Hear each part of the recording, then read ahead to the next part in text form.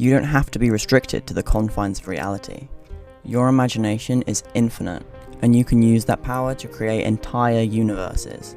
I've been world building for 4 years, and it's been integral not only to who I am as an artist, but as a human being. I want you to discover this power too, and it's a lot easier than it may seem.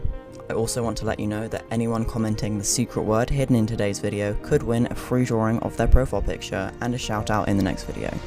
Now, let's start building your universe.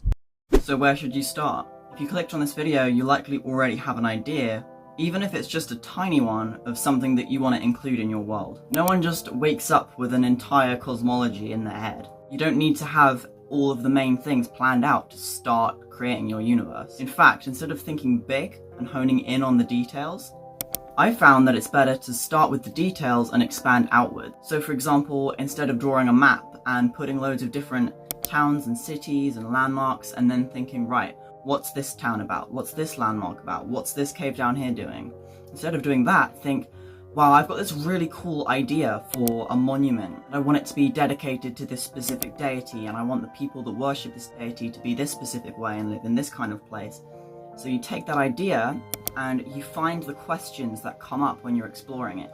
So one of those questions might be, why are people worshipping this monument? What's so special about it? And I find that's just a much more organic and interesting way of developing a world, and it feels a lot less manufactured and forced. I've tried world building before where I've drawn out my whole map, and as I've been going, I've not really had any specific ideas about certain settlements. I've just been like, well, I think a little town up here might look nice. And then later had to think about specific things within that town, specific lore, make it interesting. Well, instead of trying to make something interesting, just find something you already find interesting and build outwards from there. So once you've answered all these questions about the deity that this monument's dedicated to, you can start to think, right, now what if there was a different settlement over here and they still worship this deity, but they have a whole different set of rules regarding it? And what's this settlement's relationship to our other settlement?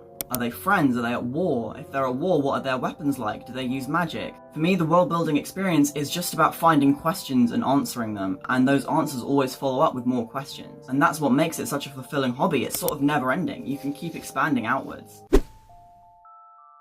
But say you don't have a specific little idea to start with, maybe you just have a vibe or some sort of inspiration. So I started creating my world 4 years ago when Melanie Martinez had just released Portals, and that was the first kind of inspiration for me that inspired the concept of my world. That album had a lot of criticism because of the lack of world building. There was all these impressive visuals and these allegorical meanings, but the story didn't seem to track throughout the album. And the overall concept of the space between life and death and the different planes of being that a soul travels to really intrigued me.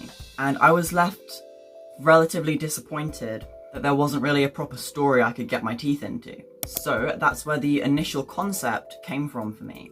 And if you don't have an initial concept yet, I'd recommend thinking about what genres inspire you and looking within those genres, within specific media and creators that you enjoy, what are they doing that really speaks to you? Now, what do you actually do when you're world building? You might have seen a lot of creators showing huge maps that they've made, endless sketchbook pages of drawings of characters and weapons and places, or even entire novels that people have written about these worlds. And that's all very impressive, and it can seem quite intimidating to someone who's just starting out. But those creators have gotten to a point where they have enough lore fleshed out that they can create those things. The very first thing you need to do is essentially just daydreaming. And as you're asking yourself questions about these worlds, sometimes questions might come up that you can't answer right now. As these things come up that you can't deal with straight away, write them all down, either on pen or paper or in your notes app on your phone, so that you remember them and you can come back to them. But to start with, just follow those lines of inquiry, even if they seem really insignificant. And eventually you'll get to a place where you have this more fleshed out world, and maybe characters and civilizations are starting to appear. And there's a couple different tools that you can use to get to that place.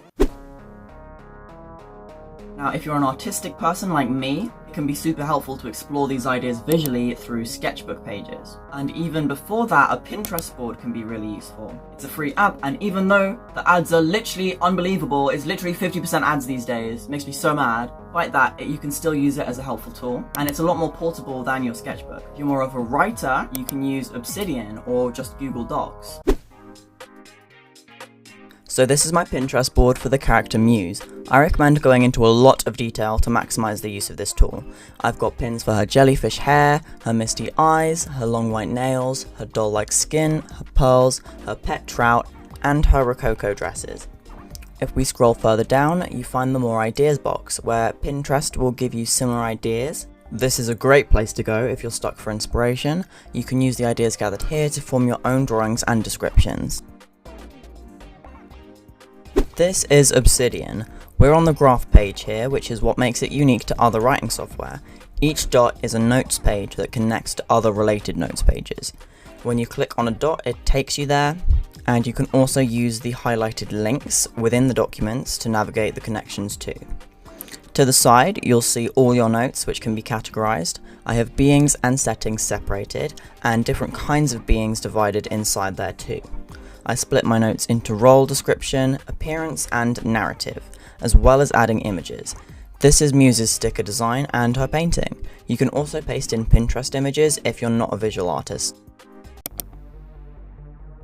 So now that you've started to build the kind of concept behind your world, you've got a few big ideas. How do you actually bring that world to life? How do you create something that can communicate your world in a tangible way that other people can enjoy? And you don't even have to do this for other people. If you want to keep this project completely personal to you, that is completely valid. And the beautiful thing about world building is that any kind of creative can get into it. You don't need to be a writer, you don't need to be a painter, you don't need to be a musician, but you can be any of those things and still create within this world. So I'm mostly a painter, but I also like to write music, and I'm also writing a novel as well. This behind me is one of my paintings set within this world, and in fact every single one of my surrealist paintings work within this world, and they often contain recurring characters or recurring settings. And something my audience can do is pick through these paintings and try and find these recurring themes. If you're a writer but writing an entire book sounds daunting to you, you could just write short stories. You could make audio versions or podcasts about your world. You can write comics or graphic novels. What I'm going to be doing very soon is creating an interactive website where my audience can explore the world themselves, finding information through links and pathways. And my eventual hope is to create an entire published manuscript, kind of in the style of a medieval religious text, that explains the lore behind these worlds. You can take any art form that you already enjoy doing and find a way to work it into your expression of your universe. And speaking of expressing your universe, I'm going to give you a little insight into a very small corner of my universe. Hopefully that will inspire you and show you what's possible, kind of things you could create, the kind of depth you could go into, and I'll be showing you some of my paintings as well. Today's secret word is dragonfly, and I hope you enjoy hearing about my world. In the beginning, the void was all there was, endless, soundless darkness. From this darkness, a light appeared. It cannot be told why or how, for the explanation is beyond human understanding. This light was the first star, a conscious and powerful being. This is where all that is began. Many names were given to this being. She is understood differently by different cultures, but we shall call her Mother. For billions of years, Mother built the cosmos. She started with the elements, the states of matter, and then she formed them into higher, more complex structures. She built galaxies, each one organized into collective realms. We shall start at the center, the mortal realm. The entire observable universe is within this realm. The creatures here die, their bodies rot, and when their souls are repossessed, all that their past bodies experienced is lost from recollection. But these souls are not stuck here indefinitely. With each life, they learn and evolve until they earn a higher form. This is how the other realms are populated. The evil go to the Dialands, with souls who are irredeemable being lost indefinitely to the void. Most go to Bulka's Fields. This place is for bad people who are not evil, just yet to find redemption in the mortal world. Those who are truly good go to the Watching Forest, and those who are perfect go to the Ladder of Dance. And those who are enlightened, the truly saintly souls, will go to the Eternal Garden. There is an order to this cosmology. A mortal soul will never be reborn into the Eternal Garden. They must conquer each realm in turn, evolving slowly over millennia. Mother, powerful though she is, could not manage this vast universe alone. She emerged from the light in physical form. She grew an eye in the palm of each hand, and then cut them off at the wrist. This is how a god is made. From her left hand grew her first daughter, the Muse, guardian of the righteous, curator of ambition, and mother of creativity. From the right hand grew the second daughter, the Red Rabbit. She was given charge of the damned souls who had lost their way into evil. She was made the Empress of the Dialands, and it is she who condemns the irredeemable to the void. Muse is the Empress of the Ladder of Dance and the Watching Forest. In the Watching Forest, her castle sits in a field of lavender. It's unfathomably sprawling. Souls spend decades travelling there. They seek an audience with her, insight and wisdom, knowledge of the path forward to the Eternal Garden. Most do not find her, for when they enter the palace, they are lost in its labyrinth of galleries. These galleries do provide some insight, however, for the art and sculptures on display speak subliminal truths, lessons that must be learned in pursuit of evolution. However, not all residents of the forest seek a way out.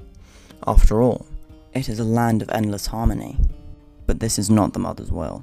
She wants all her spawn to earn a place in her garden. And so, the Muse grew an eye on her right hand and cut it from her body at the wrist. This became her child, the creature of the stars. Its exact form cannot be described, for all who look upon it see something different. Its purpose is to inspire those who have grown content, to aspire to greater things. When a soul looks upon it, they see their own form reflected back, only a higher version, elevated to a celestial state. This is to remind them of what is possible, the ultimate goal of evolution. Another of the Muse's offspring is the Grip of Sleep, who never grew an individual form after being severed from its mother's arm. Instead, it multiplied, becoming pale, severed parts, governed under one consciousness. This being has very likely met you. In fact, the Watching Forest is the only realm a mortal can visit without first passing through death. This is the place the Grip of Sleep takes you in your dreams.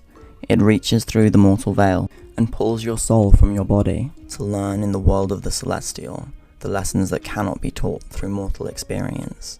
Though these beings are powerful, the most numerous creatures are the Watching Fae, plants, insects, and animals with one purpose: to watch.